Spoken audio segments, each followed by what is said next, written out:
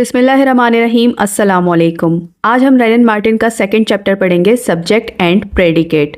जब हम सब्जेक्ट को समझ लेंगे तो प्रेडिकेट हमें खुद ही समझ आ जाएगा। तो आइए सबसे पहले समझते हैं सब्जेक्ट को। तो सब्जेक्ट सेंटेंस का वो पार्ट होता है जो हमें ये बताता है कि बात किसके बारे में की जा रही है। ये किसी भी चीज़ का नाम हो सकता है, कोई जगह हो सकती है, चीज़ हो सकती है या फिर आइडिया भी हो सकता है। ये सिंगुलर और प्लूरल दोनों हो सकता है। सब्जेक्ट सिर्फ सेंटेंस के स्टार्ट से ही नहीं बल्कि सेंटर या एंड में भी आ सकता है। ये कभी एक सिंपल वर्ड और कभी ग्रुप ऑफ वर्ड्स में भी देखने को मिल सकता है।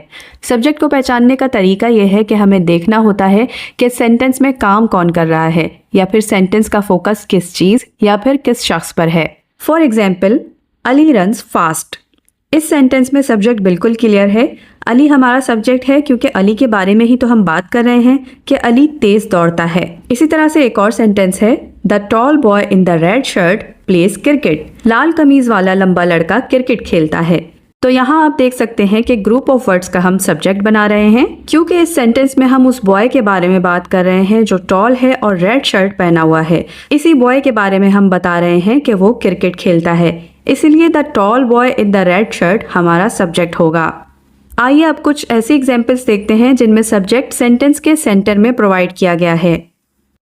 हमारी फर्स्ट एग्जाम्पल है, on the hill a small cottage stood quietly. पहाड़ी पर एक छोटा सा मकान खामोशी से खड़ा था। अब यहाँ पर हम किसके बारे में बात कर रहे हैं? छोटे से मकान के बारे में, इसलिए अ स्मॉल कॉटेज हमारा सब्जेक्ट कहलाएगा।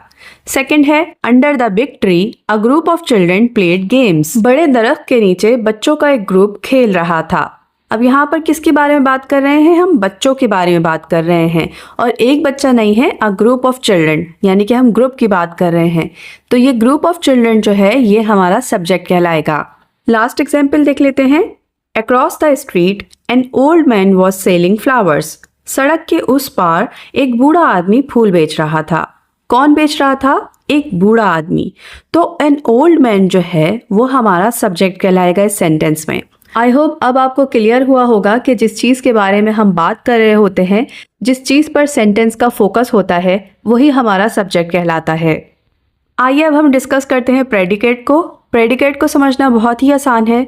वंस आपने रिकॉग्नाइज कर लिया कि आपके सेंटेंस में सब्जेक्ट क्या है, तो उसके अलावा जो भी रिमेनिंग वर्ड्स होंगे वो हमारे प्रेडिकेट कहलाएंगे। लेकिन प्रेडिकेट में एक चीज़ का होना लाजमी है, वो है वर्ब। अगर आपके प्रेडिकेट में वर्ब नहीं है, इसका मतलब वो प्रेडिकेट नहीं है, वो फिर फ्रेज है। फ्रेजेस एंड क्लॉजेस मैं आपको नेक्स्ट वीडियो में समझाऊंगी, लेकिन यहाँ पर आप सिर्फ इतना याद रख लीजिए कि प्रेडिकेट में वर्ब का होना लाजमी है। प्रेडिकेट हमें बताता है कि सब्जेक्ट क्या कर रहा है, उसके साथ क्या हो रहा है या फिर सब्जेक्ट कैसा है। सो इन अ सिंपल वर्ड्स, सब्जेक्ट के अलावा जो भी रिमेनिंग वर्ड्स होंगे हमारे सेंटेंस में वो हमारे प्रेडिकेट कहलाएंगे और प्रेडिकेट में वर्ब का होना लाजिम है। आइए एग्जाम्पल सीख लेते हैं। The cat sleeps on the mat. अब इसमें द कैट जो है वो हमारा सब्जेक्ट है। बाकी के जो भी रिमेनिंग वर्ड्स हैं जिसमें स्लीप हमारा वर्ब भी मौजूद है, ये हमारा प्रेडिकेट कहलाएगा। नेक्स्ट है, my best friend is coming tomorrow. So इस सेंटेंस में माई बेस्ट फ्रेंड हमारा सब्जेक्ट आ गया, इज कमिंग टुमारो हमारा प्रेडिकेट बन गया। इज हमारा हेल्पिंग वर्ब है और कमिंग हमारा मेन वर्ब है, इसलिए ये रिमेनिंग वर्ड्स हमारे प्रेडिकेट कहलाएंगे। सो आई होप आपको सब्जेक्ट एंड प्रेडिकेट अच्छे से क्लियर हो गए हैं। वीडियो के एंड में मैंने एक एक्टिविटी दी है जिसे आप कमेंट सेक्शन में सॉल्व करके बताएंगे कि इनमें सब्जेक्ट क्या है और प्रेडिकेट क्या है। आई होप आज की वीडियो आपको पसंद आई होगी। अगर पसंद आई है तो इसे लाइक करें, शेयर करें और मेरे चैनल को सब्सक्राइब करें। Thanks for watching.